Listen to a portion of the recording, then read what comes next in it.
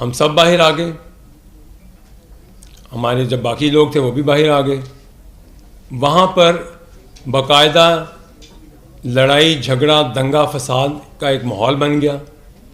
इनके लोगों ने हवाई फायरिंग की, इस रिपोर्ट में मौजूद है, आप चेक कर लीजिए। अभी मैं जाऊंगा वापस लाहौर, मैंने एप्लीकेशन दी हुई है और मैंने इनके खिलाफ FIR दर्ज करानी है। उसके बाद अगले दिन मुझे फॉर्म 47 पे मैं विनिंग कैंडिडेट डिक्लेयर होता हूँ और मेरी जीत का मैसेज टीवी चैनल्स पर चलता है और राजा साहब लाहौर हाई कोर्ट रुजू करते हैं और वहाँ से स्टे ले लेते हैं। वो भी स्टे मिल गया उनको।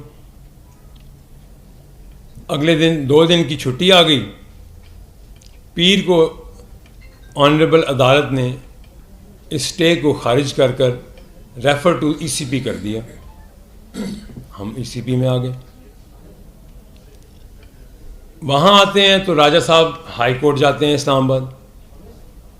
मेरा फॉर्म 47, 48, 49 मैं रिसीव करता हूँ।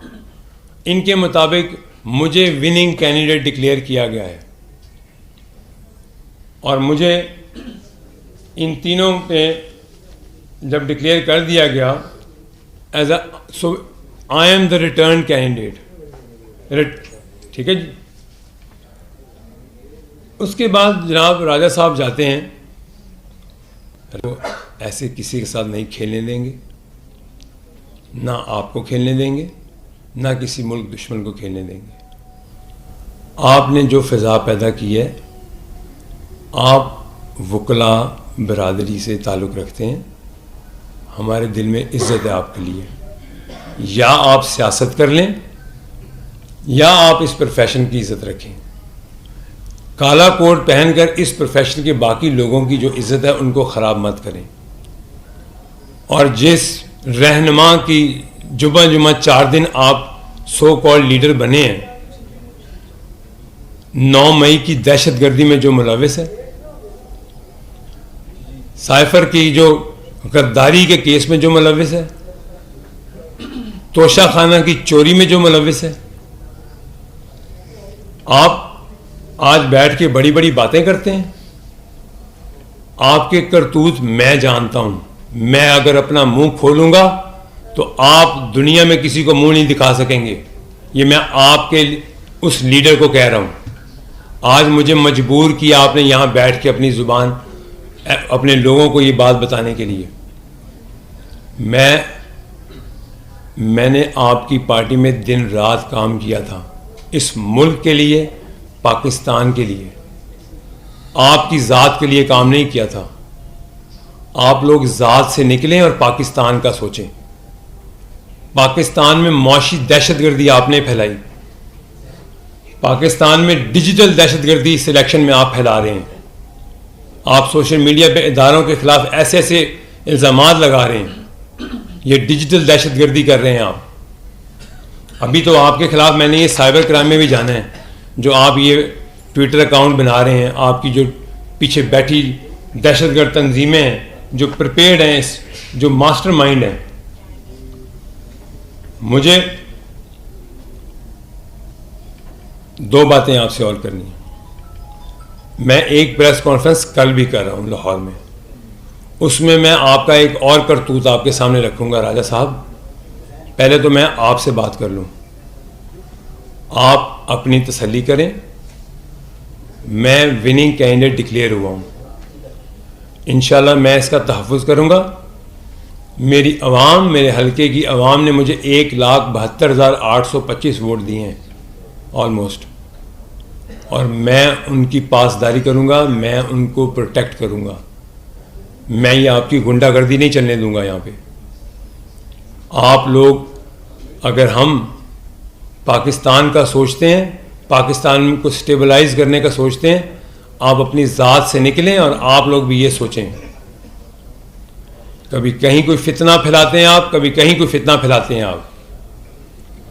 जो फॉर्म 45 हम दें वो गलत है और जो आप दें वो सही है। आपका ये रोना धोना कहीं और नहीं चल सकता। और अभी इतला तो ये भी हैं कि जो केपीके में आपने ऑर्गेनाइज्ड रैगिंग की है वह भी आपके सामने आएगी कुछ दिनों में। आरओज और प्रिजाइडिंग ऑफिसर के साथ मिलके जो ऑर्गेनाइज्ड धांधली आपने की है अभी आपके सामने आनी है। आपने इस मुल्क के बच्चों को पाकिस्तान को डिस्टेबलाइज करने के लिए इस्तेमाल किया। 9 मई की दहशतगर्दी में आपने इस्तेमाल किया उनको। कभी पहले हमने नहीं सुना था पेट्रोल बम बनते हुए। मैं था 14, वो जो धरना था हमारा 126 रोज का, मैं था ऑर्गेनाइजर उसका। कोई पेट्रोल बम बना, कोई पेट्रोल बम फेंका? ये राजा साहब जो जुमा 4 दिन आप आए हैं, जरा सुने आप भी। आप तब कहां थे धरने पे? आप वजीरिस्तान मार्च में थे? हमने तो एक गमला नहीं तोड़ा वहां पर।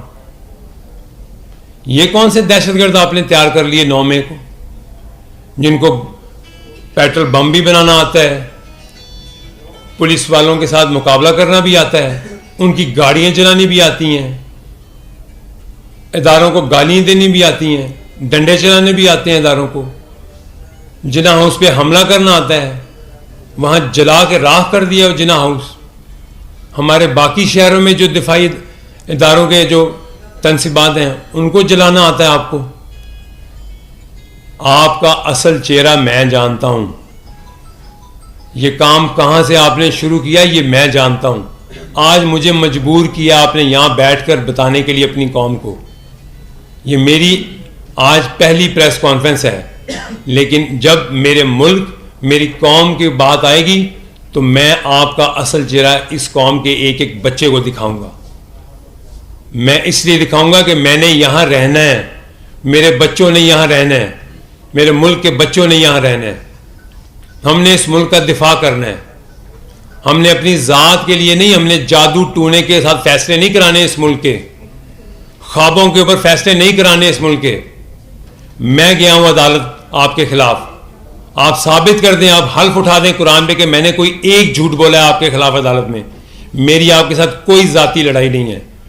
मैंने आपको बाप लीडर से बढ़कर दर्जा दिया था। क्यों? आप मेरे रिश्तेदार नहीं थे, आप इस मुल्क के लिए काम कर रहे थे। अगर मुझे लालच होता, आप प्राइम मिनिस्टर थे, मैंने आपकी प्राइम मिनिस्टर को ठोकर मारकर तरीन साहब के साथ खड़े होने का फैसला किया। आप उनके ऊपर झूठे पर्चे करवा रहे थे। अल्लाह ने उनको सुरखरू किया, उनकी बच्चियों के ऊपर आपने पर्चे करवाए। आपकी इंतकाम की सियासत, आपका तकब्बुर और आपकी ज़ात आपको लेके बैठी है। आपको आपकी अपनी ज़ात ने आपको यहां तक पहुंचाया है। इन बच्चों को आपने वर्गलाया है। इंशाल्लाह मैं आपको आपके अंजाम तक पहुंचाऊंगा। अपने बच्चों को एजुकेट भी करूंगा, उनको एक एक बात बताऊंगा। और हमारे बच्चे बाशऊर बच्चे हैं। मैं नहीं चाहता कि मैं उनको वो बात बताऊं जो पाकिस्तान में तहजीब के दायरे से नीचे रह के होती है। इसलिए आज यहाँ बैठने का मकसद ये है कि जब पाकिस्तान के ऊपर बात आएगी, जब मेरे मुल्क की बात आएगी ऊपर, तो मैं चुप नहीं रहूँगा। मैं आपका असल चेहरा बेनकाब करूँगा। और मुझे ये इंशाल्लाह अल्लाह ताला ने मुझे कामयाब किया है, मेरे हल्के की आवाम ने मुझे वोट दिया है, और ये मैं इसका भरपूर दिफा करूँगा। आपके ये प्रोपेगेंडे, ये जाली आपकी जो आपने पाकिस्तान को